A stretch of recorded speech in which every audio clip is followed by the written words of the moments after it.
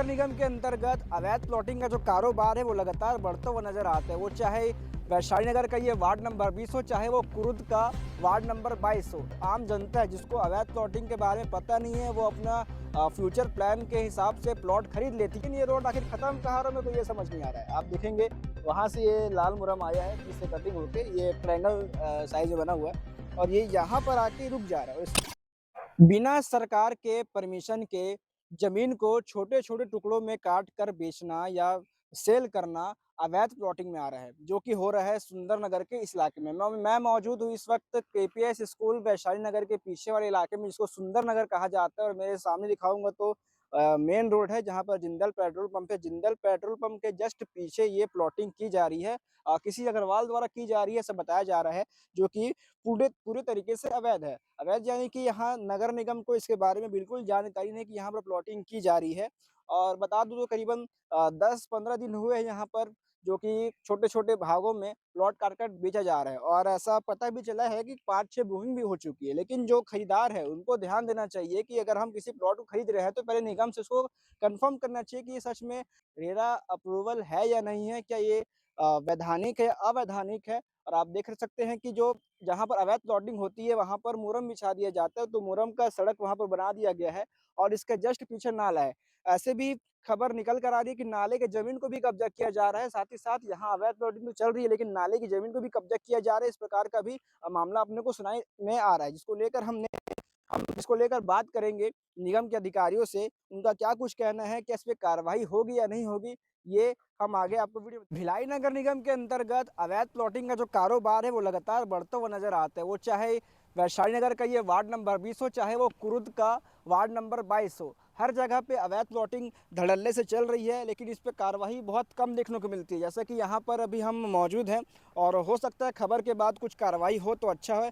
लेकिन हमने जब यहाँ के पार्षद से बात किया, वार्ड नंबर 20 की पार्षद है, उनसे हमने बात किया। उन्होंने कहा कि ये दीप सिंह नगर पहले हमारे एरिया में नहीं आता था, अभी आने लगा है।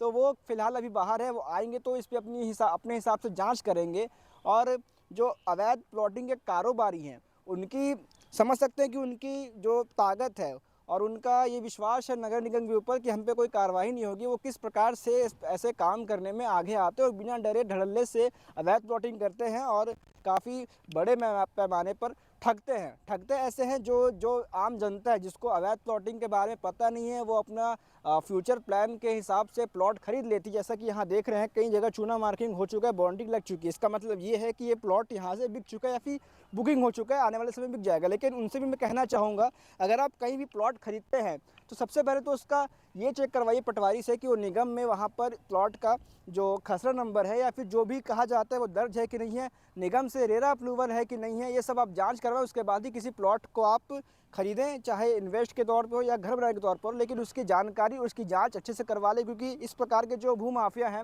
और जो कब्जाधारी है वो हर जगह कहीं ना कहीं बैठे हुए हैं अपने प्लॉट को लेकर, ज़मीन को लेकर। जहाँ अवैध प्लॉटिंग करके वो प्लॉट बेच तो देते हैं, लेकिन आने वाले समय पे जो ग्राहक होते हैं, जो खरीदार होते हैं, उनको काफ़ी दिक्कत मिलता है। दिक्कत ऐसे कि जहाँ पर अवैध प्लॉटिंग होती है, निगम से रेरा अप्रूवल नहीं होता है, जिसके बाद आने वाले समय में 10 साल बाद, 20 साल बाद, 25 साल बाद जो नाली की व्यवस्था है वो लोगों को नहीं मिल पाती है, बिजली की व्यवस्था है वो लोगों को नहीं मिल पाती है।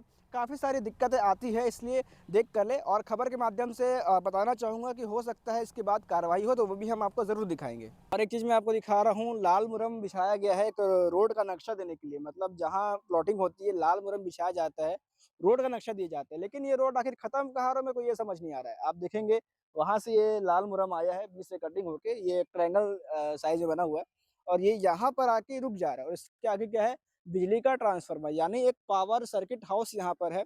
और थोड़ा-सा आगे आऊँगा तो नाला है। अक्सर बरसात में यहाँ होता है, जो नाले का पानी है, वो पूरा अपने उबाल में आ जाता है और देख सकते हैं कि नाला का जो स्तर है वो कितना नीचे है। आपको विज़ुअल में दिखा रहा हूँ, नाला का स्तर नीचे है और जब उसमें पानी भर जाता है तो ये पूरा एरिया जो है वो एक तालाब में समा जाता है। आखिर इस जगह पे अवैध प्लॉटिंग करके जनता को जो बेवकूफ़ बनाने का काम किया जा रहा है, आखिर उस शख्स को कितना बड़ा ठगी का ज़िम्मेदार कहना चाहिए। इसको लेकर बहुत जल्द कार्रवाई की माँग हम करते हैं और ऐसी खबरों के लिए बने रहे हमारे साथ। मैं सुलझी, धन्यवाद। ठीक है।